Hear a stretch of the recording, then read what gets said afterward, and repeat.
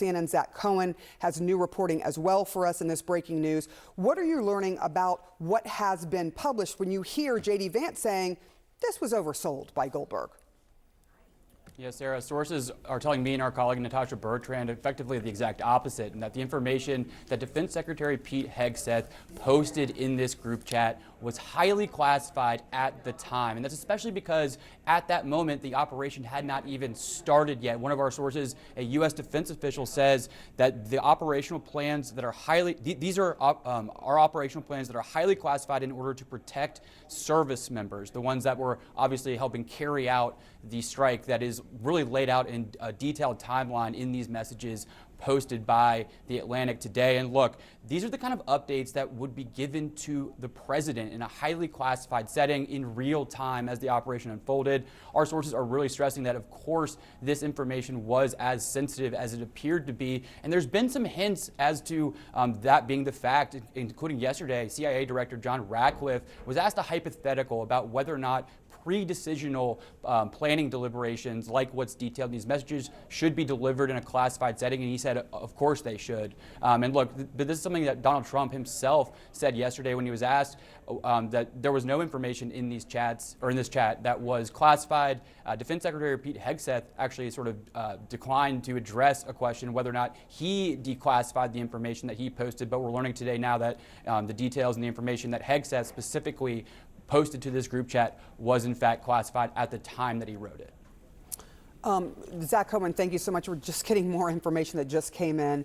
Now we're seeing the National Security Advisor, Mike Waltz, who on the text messages shows that he is the one that added Jeffrey Goldberg apparently into this particular group chat, saying that he now is downplaying the new information contained in the signal chat that the entire country can now look at. It says no locations, no sources and methods, no war plans, doubling down on the idea that the administration and that this group chat was not about war plans when there was clearly a plan that was spelled out in these text messages. All right, with us now, Kimberly Dozier, CNN Global Affairs Analyst, Colonel Cedric Leighton, Sabrina Singh, former Deputy Pentagon Press Secretary, Mark Zaid, National Security Attorney. And Mark, I want to start with you because what we are clearly seeing over the last few minutes, based on what we just heard from the National Security Advisor and the Vice President, is sort of wish casting from inside the administration to wish cast this into something that wasn't that big of a deal.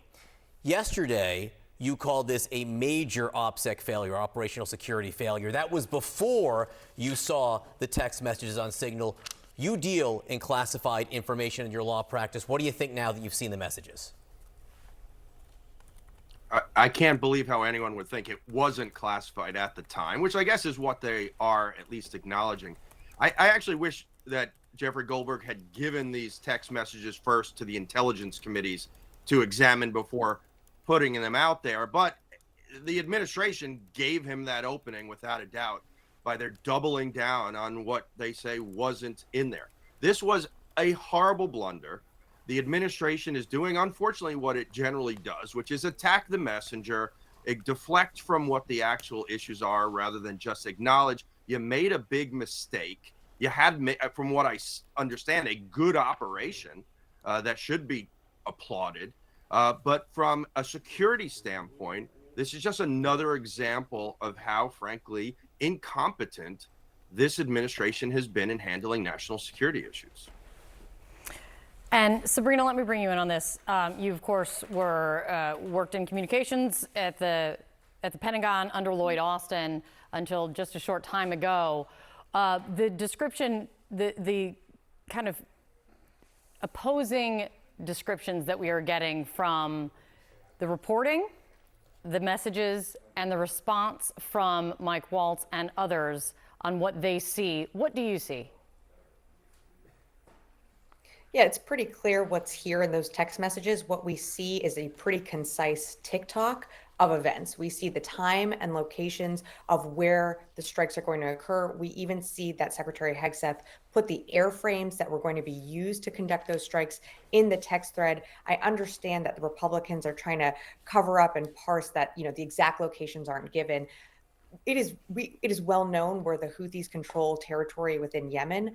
The fact that the secretary put this incredibly sensitive, classified, top secret TikTok sequence of events in an unclassified group chat Had that been intercepted by an adversary, that could have killed one of our fighter pilots that were in the air preparing to conduct that strike. And so it's incredibly damaging. I think that this talk that there was nothing classified put in this thread, anything that is before an operation begins, is classified. And that's what needs to be investigated. And frankly, I think we're seeing the gross incompetence, not only of Secretary Hegseth, but others that participated in this chat as well. Now to you, Colonel Cedric Leighton. I'm just want to put back up what we saw in this text chat, just to remind people.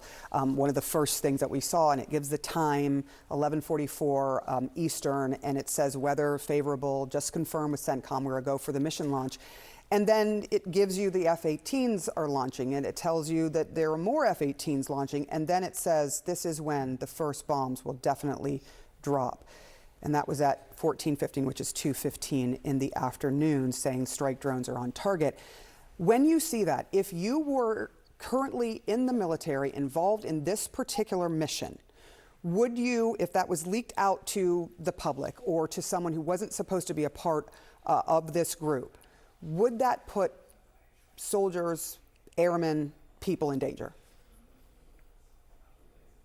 It would, absolutely, Sarah. So if I were the commander of an operation like that, I would seriously consider, if I know that this is being leaked at that moment in time, I would seriously consider aborting the mission. So that's how serious this is. They got lucky that this was a successful mission. The sailors and airmen performed exceptionally well in their duties and in carrying out the mission. But the people in the White House and the Defense Department, in the intelligence community who were on this chat, made a serious mistake by revealing this before the operation was actually going on. And this really points to not only sloppy behavior, but also a lack of professionalism when it comes to these kinds of operations. Discipline has to be maintained at all levels when it comes to these kinds of things, and that includes the very top of our national security establishment. Just one quick thing. It strikes me that now that this has happened and you're saying that it would put you in danger if you were involved in this mission, how do the troops trust that they are going to be kept safe when they see something like this? Well, that I think is a very key question, Sarah. Many troops will, just move on and carry on, so to speak. But they know that there is an increased risk when these kinds of things are revealed. There's always been, ever since I've been involved with the military, there's always been a risk that senior people will reveal things in a way that they shouldn't. They'll get on unsecured communication systems.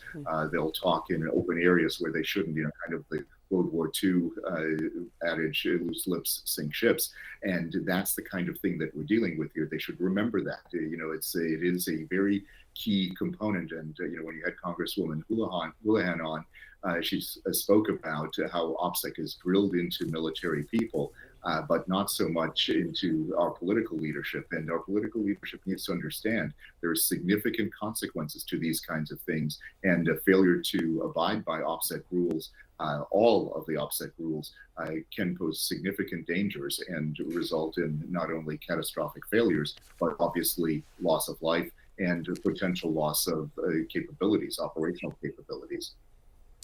Kimberly Dozier, you know who might have an awkward morning for the next few hours? Director of National Intelligence Tulsi Gabbard and CIA Director John Ratcliffe, who are set to testify in moments before the House Intelligence Committee. Tulsi Gabbard yesterday said she couldn't recall or had no knowledge of whether there were times included on these text exchanges. There are times all over them. What are you anticipating this morning? Every single Democrat will again be asking about this, and every single Republican will likely be trying to obliquely ignore it. It seems that in using Signal, the actors in this primary committee, in the principals committee, just got so comfortable with it that they forgot they weren't talking on a highly secure network. Even within the military and in the intelligence community, there are two different systems, the SIPR and the NIPR network. And, one's the high side and one's the low side. And there are things that are you're not supposed to transfer over. And this is going to raise questions about since what Hegseth was typing in is considered classified, actual movements that are about to happen, was he on a device that allowed him to mix those different skeins of intelligence? And specifically, I'm a Signal user, like most journalists in Washington, D.C. A warning got sent out that using Signal on your computer, as opposed to just your cell phone, has an added risk. So they're going to have to look at, no matter how they're defending themselves in public, there will be an investigation into which devices, what different skeins of information were mixed and how. And there's probably also going to be, in the shoot the messenger tradition of just about any administration, an investigation into Jeffrey Goldberg and Shane Harris, because they were both listed on this story